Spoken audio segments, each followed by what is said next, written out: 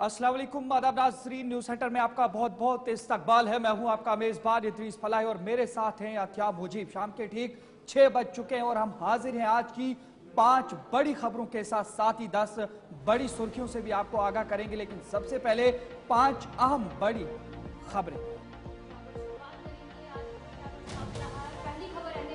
Assembly में मातमी करारदाद आज पेश की गई। इस बीच क्या कुछ रहा है उस हवाले से आपको आगे चलकर जानकारी फराहम करेंगे।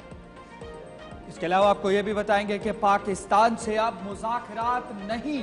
फारूक अब्दुल्ला का बड़ा बयान। उन्होंने कहा वजीर आजम जो कुछ करेंगे वो उनके साथ और पूरे कौम उनके साथ रहेगी। इसके अलावा अगली खबर क्या कुछ रहने वाली है, जहां पर पाकिस्तान की हिमायत में सैफुद्दीन सोज उनकी तरफ से बयान भी दिया गया। किन बातों का इजहार किया है वो भी आप तक पहुंचा। इसके अलावा आपको ये भी बताएंगे कि मुल्क भर के साथ साथ जम्मू कश्मीर भी हाई अलर्ट पर है। किन किन मामलों के हवाले से हाई अलर्ट पर है आपको जानकारी देंगे। इसके अलावा अगली का इजलास आज मुनक्किद हुआ, इसमें क्या कुछ खास रहा है उस हवाले से भी आपको जानकारी देंगे।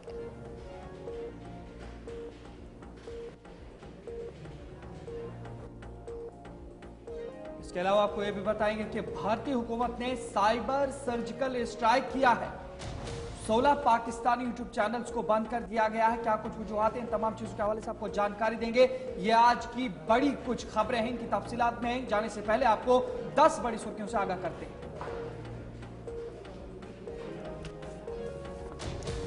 पहलगाम हमले पर जम्मू कश्मीर असेंबली के खसूसी इजलास में करारदाद मंजूर, हमले की शदीद मजम्मत। वज़ीर आला उमर अब्दुल्ला ने पहलगाम हमले की मजम्मत की। वज़ीर आला का दहशतगर्दी के खात्मे के लिए इत्तेहाद पर जोर।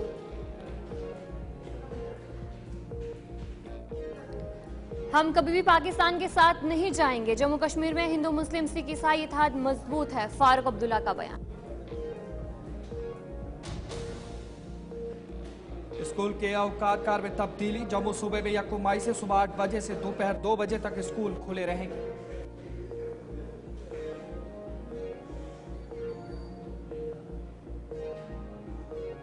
भारत पाकिस्तान कशीदगी के दरमियान पाकिस्तानी शहरियों की वापसी जारी है। अप्रैल 24 के बाद 537 पाकिस्तानियों में से 9 सिफारतकारों ने भारत छोड़ा।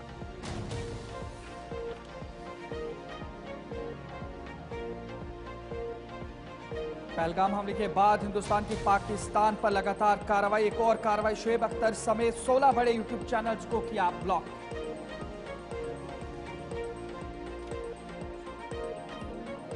मरकजी हुकूमत सोशल मीडिया और OTT प्लेटफॉर्म्स को नोटिस जारी।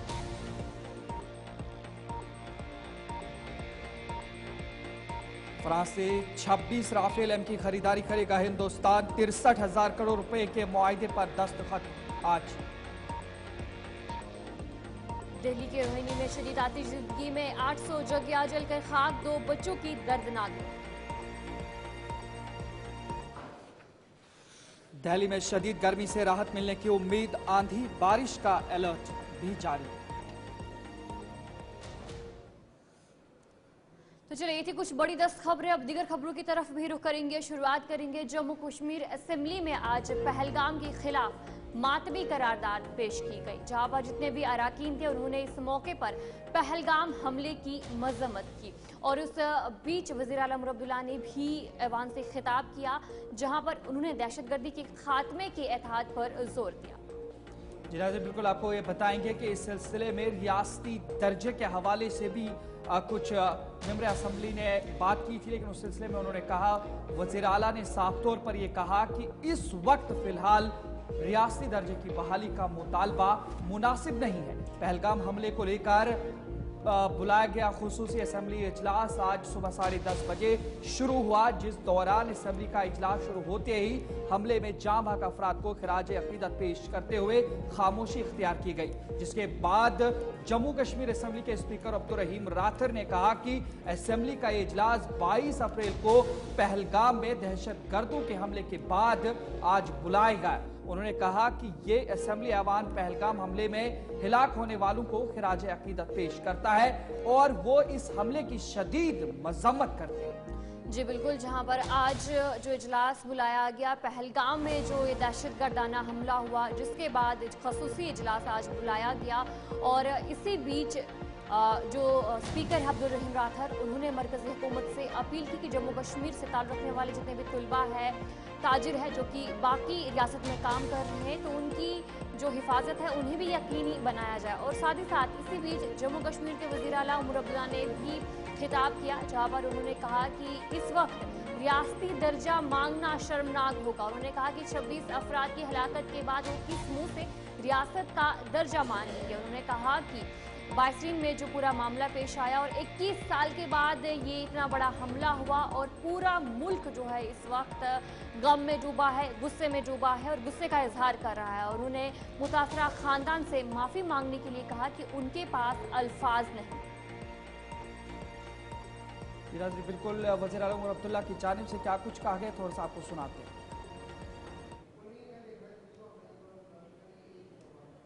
वो जबरदस्त अफसोस है।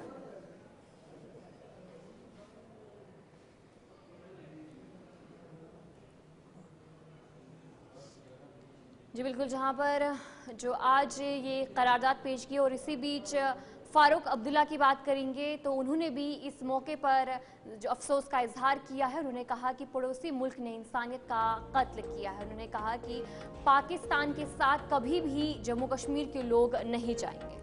जी नाज़रीन, बिल्कुल फारूक अब्दुल्ला की जानिब से ये बड़ा बयान दिया गया है जिसमें उन्होंने साफ तौर पर कहा कि पाकिस्तान के साथ जम्मू कश्मीर की आवाम हरगिज़ नहीं जाएगी और अब उनके साथ मुज़ाकरात भी नहीं होंगे। पहलगाम हमले के बाद इन मुज़ाकरात के हवाले से फारूक अब्दुल्ला का अब एक नया बयान सामने आया जिसमें उन्होंने साफ तौर पर कहा कि जिस तरीके से ये मामला ही काफ़ी तशवीशनाक और अफसोसनाक है, उन्होंने इस हमले को इंसानियत के खिलाफ एक संगीन जुर्म करार देते हुए कहा कि पड़ोसी मुल्क ने इस हमले के जरिए इंसानियत का कत्ल किया है। फारूक अब्दुल्ला का कहना था कि इस वाक़े के बाद पाकिस्तान के साथ मुज़ाकरात का कोई जवाज ही नहीं बनता। उन्होंने वाज़ेह तौर पर कहा कि कश्मीरी अवाम की जान और माल की हिफाजत के लिए उन्हें पाकिस्तान के साथ किसी भी किस्म के मुज़ाकरात की ज़रूरत नहीं है। वो जबरदस्त अफसोस है हमें कि हमारा पड़ोसी आज भी नहीं समझता कि उसने इंसानियत का कत्ल किया है। अगर वो ये समझता है, इससे हम लोग पाकिस्तान में चले जाएंगे, उनकी इस गलतफहमी को दूर करना चाहिए। हम जब 47 में उनके साथ नहीं गए, आज क्यों जाएंगे? हमने 2 नेशन थ्योरी तब पानी में फेंक दी थी और हम 2 नेशन थ्योरी को आज भी मानने के लिए तैयार नहीं। हिंदू, मुसलमान, सिख, ईसाई जो भी हैं, हम सब एक है। पैदा करने वाला वो है, जिस नाम से आप चाहते हैं उसका नाम ले लीजिए। से जो ये समझते हैं कि हमें वो इससे कमज़ोर कर देंगे, हम इससे कमज़ोर नहीं, हम इससे मजबूत हो रहे हैं और उनको अच्छा जवाब देंगे। सुनिए, मैं आपसे कहता हूँ, मैं हर वक्त डायलॉग को फेवर करता था, मैं हर वक्त चाहता था कि बातचीत हो, मगर बताइए उन लाशों के को क्या कहेंगे और उनके घर वालों क्या कहेंगे? क्या हम बात करेंगे? क्या ये इंसाफ है? आज भारत चाहता है, वो नहीं, बालाकोट नहीं, आज भारत चाहता है कि ऐसी बात हो कि इसके बाद कभी ऐसी चीज ना हो। हम लोगों में हर वक्त भाईचारे को पकड़ा है और आज भी उसका एग्जाम्पल आपके सामने आ गया है। वो जबरदस्त। तो नाज़रीन, आगे बढ़ जाएंगे, एक और बड़ी खबर से आपको आगाह करेंगे जहां पर बात करेंगे कांग्रेस रहनुमा सैफुद्दीन सोज की। एक बड़ा बयान उनकी जानिब से दिया गया है। पाकिस्तान की हां में हां मिला रहे हैं सोज। पाकिस्तान के साथ मुश्तरका तहकीकात का उन्होंने मुतालबा दोहराया है। 22 रन पहलगाम मामले में एक मुतनाज़े बयान दिया है उन्होंने जिस तरीके से ये बयान दिया है और उसके बाद अब सियासी गलियारों में काफी हलचल तेज हो गई है।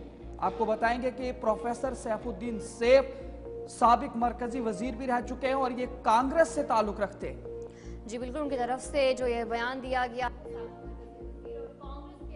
सैफुद्दीन सोज की तरफ से कहा गया कि अगर पाकिस्तान कहता है कि वो पहलगाम दहशतगर्द हमले में मुलविस नहीं है तो हमें इसे वक्ती तौर पर तस्लीम कर लेना चाहिए। और उन्होंने कहा कि इस हवाले से तहकीकात भी होनी चाहिए। उन्होंने साफ तौर पर कहा कि पाकिस्तान के साथ जो बातचीत है वो होनी चाहिए, यानी कि साफ तौर पर उन्होंने कहा कि पाकिस्तान के साथ जो इस वक्त बातचीत होनी चाहिए। उन्होंने कहा कि पाकिस्तान हमसाया मुमालिक है और दोनों मुमालिक के दरमियान सिर्फ मुज़ाकरात ही काम कर सकते हैं।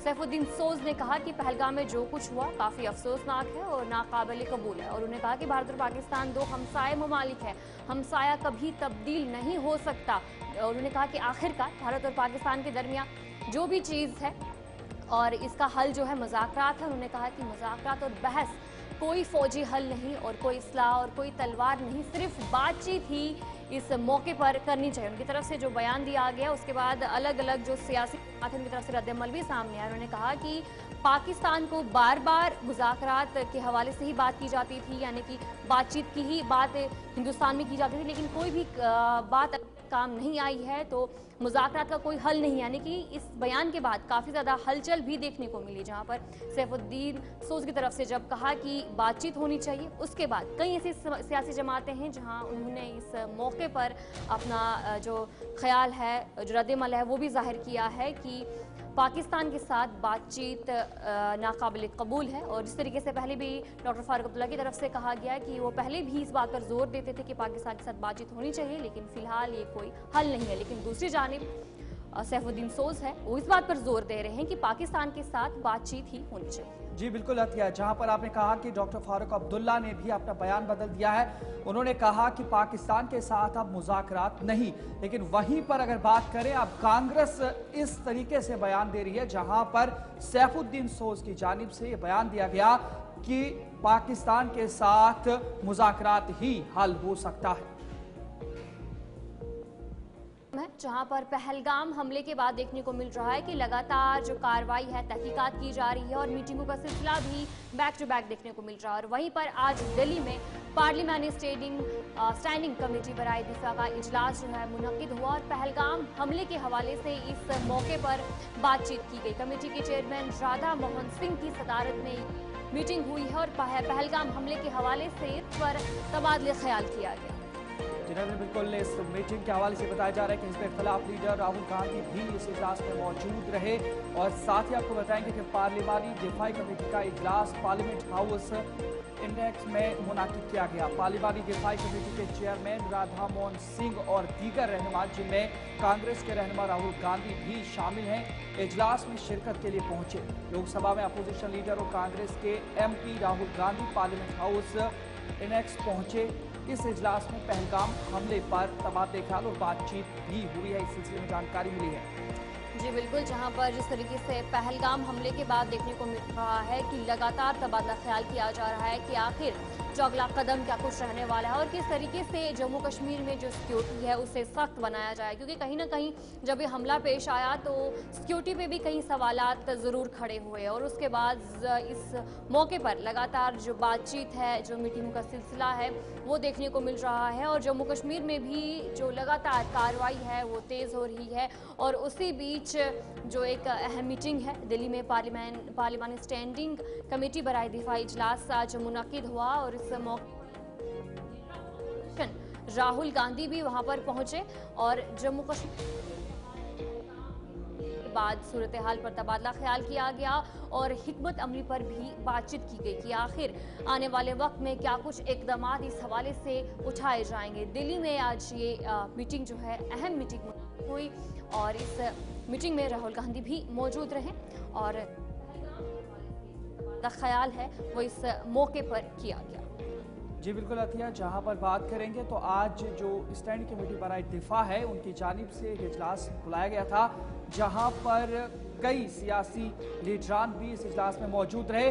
और हमारे साथ दिल्ली से बराह रास्त ताबिश कमाल जुड़े, ताबिश से पूरी जानकारी लेंगे। ताबिश बताइएगा, जो आज स्टैंडिंग कमेटी बराए दिफा की जानिब से एक इजलास बुलाया गया था, क्या कुछ इसमें खास रहा और क्या कुछ पेशरफ देखने को मिलेगी, खास करके पहलगाम मामले के हवाले से, क्या इस हवाले से भी बातचीत हुई है और क्या कुछ मजीद पेशरफ्त हुई है? देखिए, मैं आपको बताऊं इदरीस, क्योंकि ये जो सुरक्षा मामलों की स्थायी समिति की बैठक है, ये रूटीन बैठक होती है। हर 2-3 महीने में ये अक्सर बैठक होती है। हालांकि आज जो बैठक होनी थी, पहले से ही ये शेड्यूल बैठक थी, लेकिन इस बैठक का जो मौजू था, पहले जो था वो ये था, जो रिटायर्ड फौजी हैं, जो रिटायर्ड हो चुके हैं, उनको लेकर के बातचीत थी। साथ ही देश में जो नए वेपन्स खरीदने हैं, उनको लेकर के बातचीत होनी थी। लेकिन आज जो अहम बातचीत हुई है, वहां पर पहलगाम की हिंसा को लेकर के हुई है। कुछ ही देर पहले बैठक खत्म हुई थी। 3 बजे का इसका समय रखा गया था, और इस बैठक के अंदर जो अध्यक्षता की, राधा मोहन सिंह इस बैठक के अध्यक्ष हैं, उन्होंने इसकी अध्यक्षता की। उसके अलावा राहुल गांधी पहुंचे थे। राहुल गांधी ने कई सवाल खड़े किए पहलगाम को लेकर के, पहलगाम की सुरक्षा को लेकर के, वेपन्स को लेकर कई सवाल खड़े किए गए। देखिए, लगातार हम देख रहे हैं, आज सुबह से दिल्ली के अंदर बैठकों का दौर है। सुबह डिफेंस मिनिस्टर राजनाथ सिंह ने प्रधानमंत्री नरेंद्र मोदी के साथ बैठक की। लगभग 40 मिनट तक ये बैठक चली। उसके बाद सीडीएस अनिल चौहान के साथ प्रधानमंत्री की बैठक होती है, और उसमें कई चीजें अपडेट की जाती हैं। और आज ये बैठक रक्षा मामलों की जो है समिति की बैठक की जाती है। हालांकि देखिए, ये बैठक रूटीन बैठक होती है, लेकिन क्योंकि पहलगाम हमला होने के बाद ये बैठक हो रही थी, तो जाहिर सी बात है कि निगाहें इस पर रहनी थी कि आखिर इस बैठक के अंदर अच्छा, ताबिश बताएगा कि जहां पर आज ये मीटिंग हुई और पहलगाम हमले के बाद लगातार जो मीटिंगों का सिलसिला भी देखने को मिल रहा है, और इस हवाले में क्या कुछ बातचीत की गई कि आने वाले वक्त में क्या कुछ कदम लिए जाएंगे, इस हवाले से क्या कुछ जानकारी सामने आई इस मीटिंग के बाद? देखिए, चूंकि लगातार प्रधानमंत्री नरेंद्र मोदी तमाम जो अधिकारी हैं या मिनिस्टर्स हैं या सिक्योरिटी से जुड़े अधिकारी हैं, उनसे लगातार राब्ता किए हुए हैं, और आगे की प्लानिंग तैयार की जा रही है। जो जराये के हवाले से खबर आई है कि सरकार कुछ बड़ा प्लान कर रही है, और इसीलिए अहम मीटिंगों का दौर दिल्ली में लगातार जारी है। अब किस तरह की ये बड़ी तैयारी सरकार की तरफ से की जा रही है, इसका तो इंतजार थोड़ा सा हमें करना होगा। लेकिन जो जराये के हवाले से खबर आ रही है, क्योंकि गृह मंत्रालय में भी लगातार, अगर होम मिनिस्ट्री में देखा जाए तो लगातार हलचल नजर आ रही है। डिफेंस मिनिस्टर प्राइम मिनिस्टर से मिलते हैं, उसके बाद 40 मिनट तक मुलाकात चलती है। आधिकारिक रूप से अभी तक कुछ नहीं बताया जा रहा है, जबकि मीडिया से ये कहा गया है कि आप जो डिफेंस के काम हैं उनको ज्यादा मीडिया में ना लेकर आए, उनको ना बताया जाए। तो जाहिर सी बात है कि कुछ खामोशी के साथ सरकार बड़े प्लान कर रही है।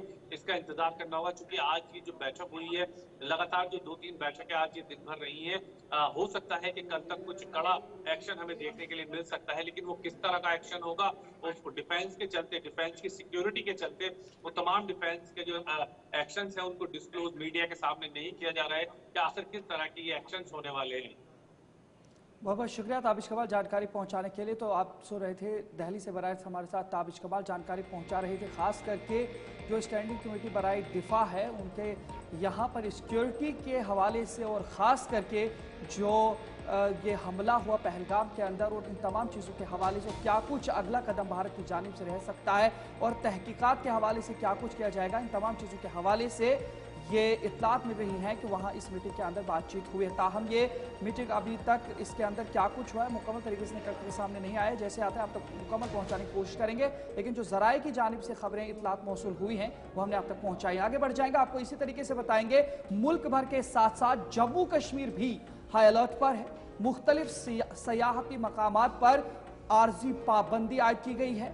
साबिक पुलिस अफसरान, फौजी और सियासतदानों के लिए भी एडवाइजरी जारी की गई है। जराये की जानिब से यह इत्तला दी जा रही है, जिसमें खास तौर पर बताया गया कि जम्मू कश्मीर में OGW और अलहदगी पसंदों के हामियों के घर आज दिन भर छापे भी मारे गए हैं। जी हाँ, बिल्कुल ये बड़ी खबर हम आपको बता रहे हैं इस वक्त, जहां पर मुल्क भर के साथ साथ जम्मू कश्मीर के अंदर भी हाई अलर्ट रखा गया है, और हर तरीके से जो सयाहती मकामात हैं वहां पर आर्जी पाबंदी आयद की गई है। और साथ ही अगर बात करें जो एक्स सर्विसमैन हैं उनको भी हाई अलर्ट रहने के हवाले से एडवाइजरी जारी की गई है। और आज दिन भर जम्मू कश्मीर के मुख्तलिफ अजला के अंदर OGWs और अलहदगी पसंदों के साथियों या उनके साथ मुंसलिक लोगों के घरों पर छापेमारी हुई है।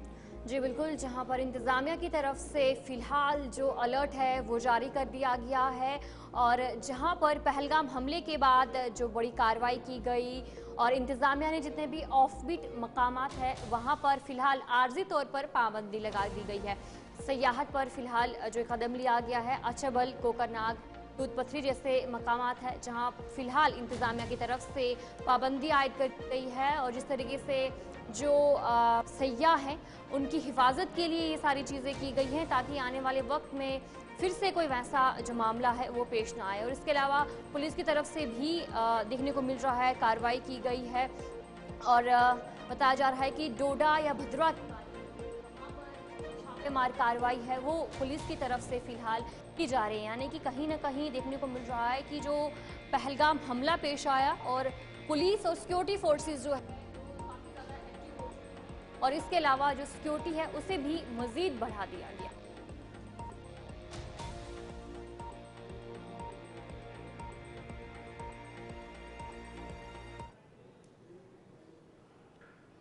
तो नजर आगे बढ़ जाएंगे। इसी सिलसिले में आपको बताएंगे कि भारत सरकार की जानिब से एक बड़ा कदम उठाया गया है, खास करके साइबर सर्जिकल स्ट्राइक हुई है, जिसमें हम आपको बताएंगे कि साइबर की जानिब से 16 ऐसे यूट्यूब चैनल्स जो पाकिस्तान के हैं उन्हें भारत के अंदर पाबंदी आयद कर दी गई है। दर्जनों यूट्यूब चैनल्स पर यह पाबंदी आयद की गई है भारत सरकार की जानिब, जिसमें खिलाड़ी, सहाफी और सियासतदानों के चैनल्स हैं उन पर पाबंदी लगा दी गई और चंद दिनों में मजीद कार्रवाई भी मुतवक्का है। जी बिल्कुल, भारत हुकूमत की तरफ से जो ये साइबर सर्जिकल स्ट्राइक है वो की गई है। जो लिस्ट भी आप स्क्रीन पर देख रहे होंगे कि किन किन यूट्यूब चैनल पे जो फिलहाल पाबंदी है वो आयद की गई है। हुकूमत हिंद ने जो ये कार्रवाई है वो फिलहाल की गई है और लिस्ट भी आप दिखाने की कोशिश कर रहे हैं कि कौन कौन सी लिस्ट है और यूट्यूब चैनल्स हैं जो कि पाकिस्तान बेस्ड यूट्यूब चैनल्स हैं उन पर फिलहाल हुकूमत की तरफ से कार्रवाई की गई है और इनमें क्रिकेटर्स का नाम भी